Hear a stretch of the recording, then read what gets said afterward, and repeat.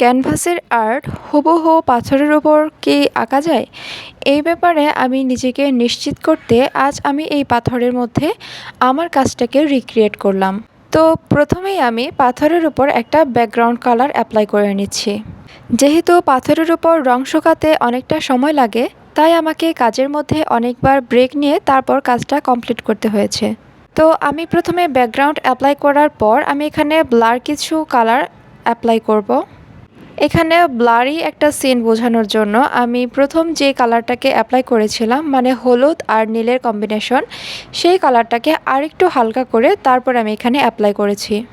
কিন্তু তখনও পাথরের উপর আগের যে রঙটা করা হয়েছিল সেই রঙটা পুরোপুরি শুকিয়ে না যাওয়ার কারণে আমার ব্লারি কালারটা আরও বেশি হালকা হয়ে যাচ্ছিল। ব্লার কালারের জন্য আমি এখানে কয়েকটা শেড ব্যবহার করেছি। সর্বশেষ আমি এখানে সাদা রং ব্যবহার করেছি। তারপর ওয়াটার ড্রপ বোঝানোর জন্য প্রথমে কালো এবং পরে সাদা রং ব্যবহার করেছি। তারপর আস্তে আস্তে আমি যে বৃষ্টির যে ধারা, সেই ধারাটাকে বোঝানোর জন্য আমি এখানে সাদা এবং কালো রং ব্যবহার করেছি। এরপর আমি এখানে একটা কাচের জার এঁকে নিব। কাচের জার আঁকার জন্য আমি এখানে প্রথমে ব্লু কালারটাকে ব্যবহার করেছি। জারের শ্যাডো সাইডেও একইভাবেই আমি ব্লু কালার এবং ডার্ক কালার ব্যবহার করেছি। জারটাকে রিয়েলিস্টিকভাবে বোঝানোর জন্য আমি ডার্কের ওপর ব্লু কালারের আরেকটা শেড ব্যবহার করি। তারপর ধীরে ধীরে সম্পূর্ণ কালারটাকে ব্লেন্ড করে দিয়েছি। জারের মধ্যে আমি কিছুটা সাদা রং ব্যবহার করেছি, এতে করে ছবিটির একটা রিয়েলিস্টিক ভাব চলে আসবে। জার আঁকা আমার প্রায় শেষ। তো তারপর আমি এখানে শ্যাডোর উপরও একইভাবে ব্লু কালার ব্যবহার করেছি। আর এই ব্লু কালারটা দেওয়ার পর আমি এখানে সাদা রং অ্যাপ্লাই করে নিব। জারটাকে একটা গ্লাসের উপর বসানো হয়েছে এই ধরনের একটা ভাব বোঝানোর জন্য আমি এখানে চারপাশে কিছু সাদা রঙের শ্যাডো ব্যবহার করব। তবে হ্যাঁ, এখানে সাদা রঙটাকে সম্পূর্ণভাবে সাদা ব্যবহার করা যাবে না, সাথে একটু সামান্য ডিপ কালার ব্যবহার করতে হবে। তাহলে খুব সহজেই ছবিটিতে একটা রিয়েলিস্টিক ভাব চলে আসবে। কোথায় কোন কালারটা আমি কিভাবে ব্যবহার করেছি সেটা আমার কাজের সাথে সাথে আপনাদের সাথে সম্পূর্ণভাবে শেয়ার করার চেষ্টা করেছি।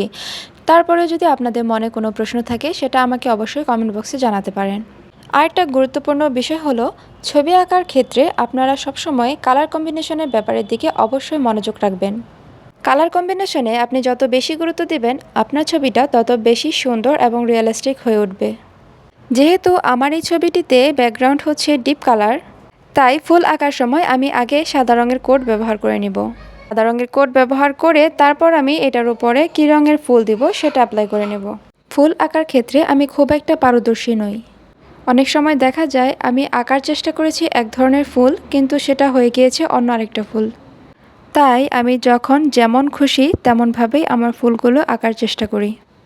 ছবি যেমনই হোক, ছবির পারফেক্টনেসটা হচ্ছে সব থেকে আগে।